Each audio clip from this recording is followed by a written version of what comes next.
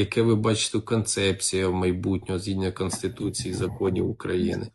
Ну, До таке речі, інше. до речі, сьогодні дивилася ваше відео, де ви ставили питання, чому не дають землю військовим. І я думала сьогодні до вас, як кажуть, написати. Ось. А де ж тієї землі стільки взяти? Земля фактично розпайована. Дивіться, є два питання. Землю завжди, фактично кожен рік, кожні територіальні громади довиділяють і там розпайовують, да, але коли вони її отримують, то військовим ніколи немає взагалі цієї землі.